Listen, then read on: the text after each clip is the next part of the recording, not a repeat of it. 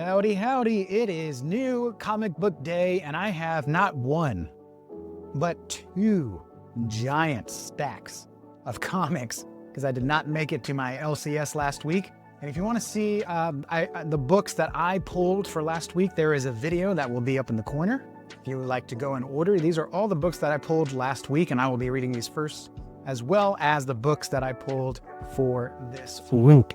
So we'll go through these and kind of talk about why I pulled them, what I'm looking forward to, what I think about the story so far, get my before impressions, and then we'll come back next week and get my after impressions. So starting with the trades, I got the Marvel Premiere Collection Fantastic Four Solve Everything. This is by Hickman.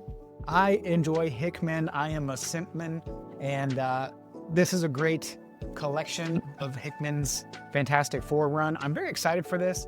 And I always like to talk about the feel. I'm a physical reader. This Premiere collection, I don't remember the other ones being this way, but this has more of a newspaper print feel. And I just like the way that coloring looks. Slight spoilers if you haven't seen this book. So I'm excited for this. I'm getting most of the Premiere collections. I would love to get all of them, but the Black Panther one they put out, I wasn't a fan of that run. So I'm not getting that one, but I am excited for this one. And this is definitely the thickest one that they've put out. In fact, I'm wondering if that's why they went with the lower, quote unquote, lower quality print, newsprint paper. But I like it. And that was $15, I think. Yeah, $15 for that huge book. I think that's going to give the DC Compact Comics a run for their money. Next up, I got a trade. I think this came out 2 weeks ago, but my LCS just got it. Murder Kingdom. I haven't heard anyone talking about this, but it sounds like a very interesting, unique story. Art looks pretty simple, but the story kind of intrigued me. Once upon a time in a strange land called Florida, a psycho starts murdering cast members of Storybook Kingdom theme park. Yeah, that sounds interesting. I normally don't listen to what do you call them? Real crime, true crime podcasts. I don't really care for that stuff. I don't even like slasher films.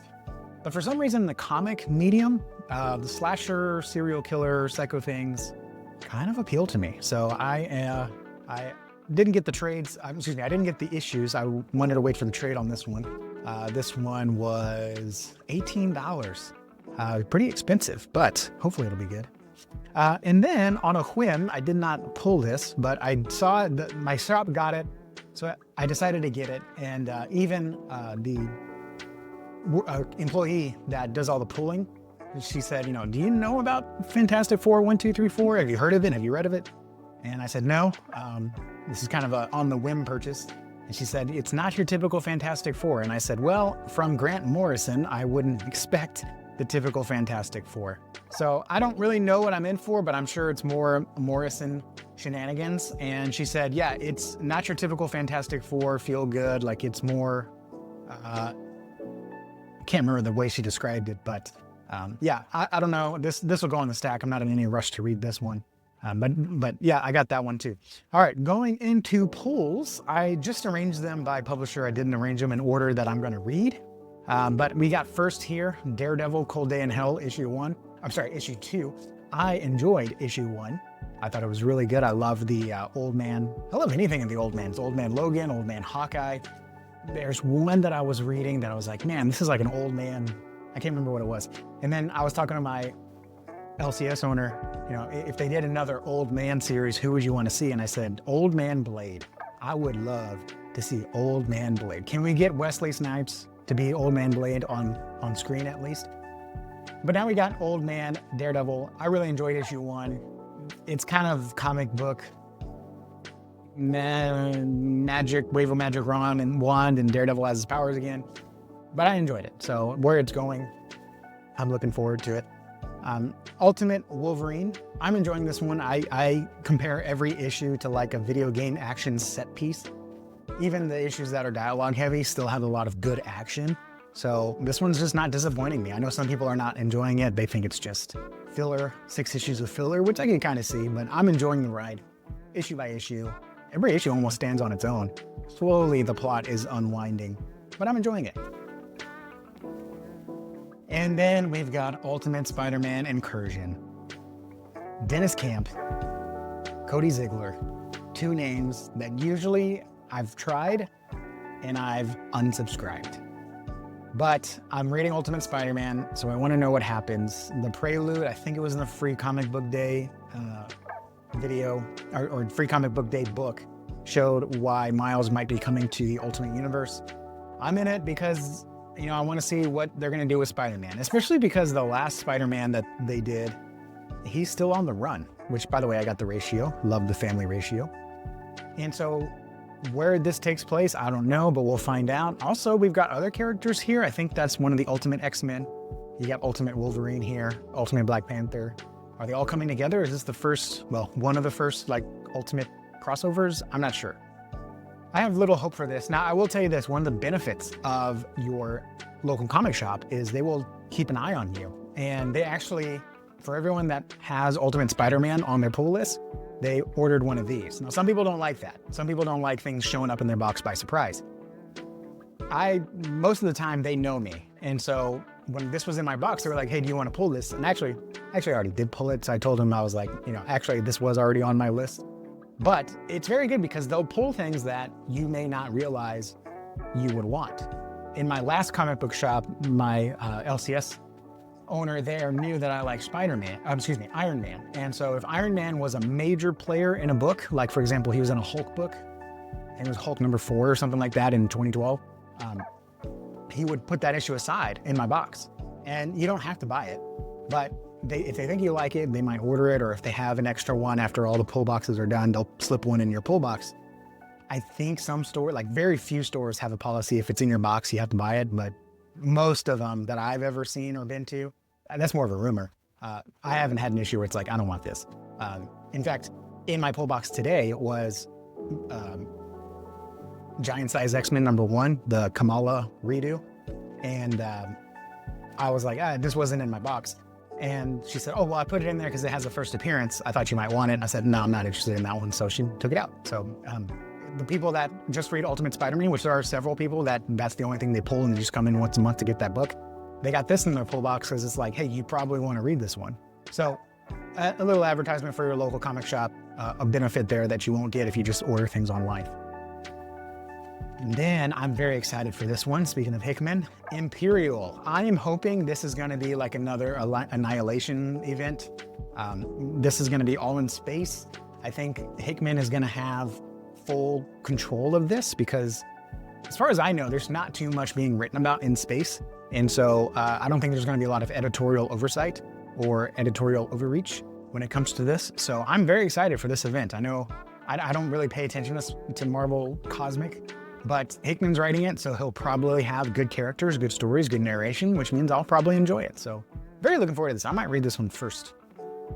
Ghost Rider versus Galactus. Another Straczynski 2-in-1. What do you call those? Team-ups. Ghost Rider and Galactus, or Ghost Rider versus Galactus. Hopefully they actually fight. Sometimes Marvel does these things where it's a versus book and they don't actually fight. This one looks like they're actually fighting. We got Galactus shooting energy, cosmic rays, cosmic lasers. I don't know, at Ghost Rider. But these started off good. Slowly, they're kind of losing their luster. So hopefully this one is good. I like Galactus. I don't know too much about Ghost Rider, but I'm in it for the ride. And then we've got Daredevil. He finally meets Mushroom Man, the Last of Us man. Anyways, I'm enjoying this one. I think it's good. I'm liking this much better than I like the 7 Deadly Sins. They're not touching too much on how Matt, spoiler alert, lost his faith or how Kingpin found faith. But I like the way he tracked this guy down. I thought that was pretty cool use of his powers. And so now he meets the guy who's infecting Hell's Kitchen. So I'm enjoying it. So I'm looking forward to that. All right, on to DC. I got this as a special cover, Superman 26. Very, very interesting. Now, I'll tell you this. I started reading around issues 18, when they did the new initiative All In, and I was really enjoying it. Now that I've read the back issues, going into where I started reading the floppies, I can very much appreciate everything that Williamson has been building up. So I'm really enjoying this, looking forward to this. And then I got the cover. I like couples on covers, call me old fashioned. So I got this one. I won't get, like I said, these staple on dollar extra variant covers, I don't really like, so I'm gonna stop soliciting those. But this one, at least, I'm glad with this one. Although Lois is a little soft, a little anime coloring, don't really care for. Clark looks okay. Teen Titans Go. This is just a blast. Feel like a kid again. These are hilarious. Like literally laugh out loud hilarious. Nothing else to say about that one. I got a facsimile Superman Action Comics. Truth, Justice, and American Way. You don't really hear that anymore, so that's cool. I don't know anything about this issue other than it's facsimile, so it's pretty popular. So I got it. That's basically all there is to that. I may put off reading this one. This is Justice League versus Godzilla versus Kong. I have the hardcover of the first event because I came back into comics in the middle of it, and so I just waited to get the trade, which is actually the hardcover. So I'm gonna read that one first and then read this one because I can't read them out of order. And then on to indies. I'm very excited for this one. Been waiting a year for this one. Mad Cave Universe, the Underworld universe. And we've got Endless Night, which combines Exit City with Hour of the Wolf with Revolution 9. And Revolution 9 is definitely my favorite. Exit City was pretty good. Hour of the Wolf, didn't really get into it, but I'm hoping the timey-wimey stuff kind of gets into it, kind of time-traveling horror. Still has me peaked. But now they're crossing over for this event. So this event is pretty much the whole reason why I pulled those 3 issues. Still enjoyed them, still collected them. And so now we've got the actual crossover event. So I hope this universe goes somewhere because I think it's got a lot of room to really take off.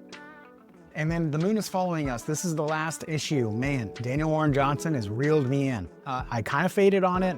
Really thought about pulling it off of my pull list, but I stuck with it and I'm glad I did. Great issues, really turning things around.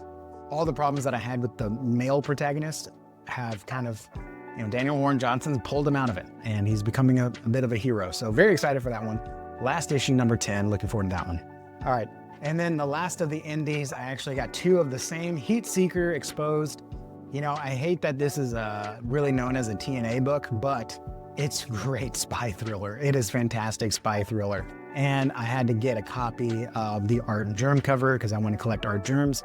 I think there's a 1 in 100 virgin variant, or they call non-trade dress or pure. I got one of the previous Heat Seeker at a scratch and ding sale. I got it for cheap too.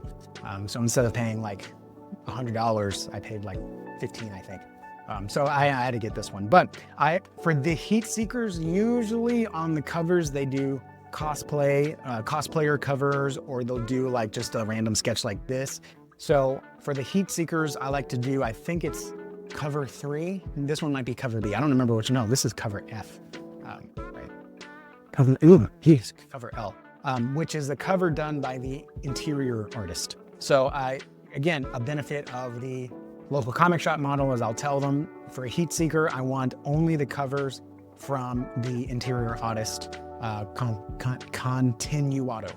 Continuato. So Heat Seeker Exposed and the Artgerm. So got quite a bit to read. I think I got a bit more to catch up on from last week than I do to catch up on this week, but I'm very excited for this one. And the book that I am probably most looking forward to is Superman. Very much looking forward to this one to see where it's going to go after the big issue 25. What are you most looking forward to reading this week? Let me know in the comments below, and then be sure to subscribe because next week on Monday or Tuesday, it's Mondays now, I will do my What You're Reading, where I will review all the books that I read, and hopefully it will be all of these books. Thank you guys for watching, and I'll see you all in the next video. Adios.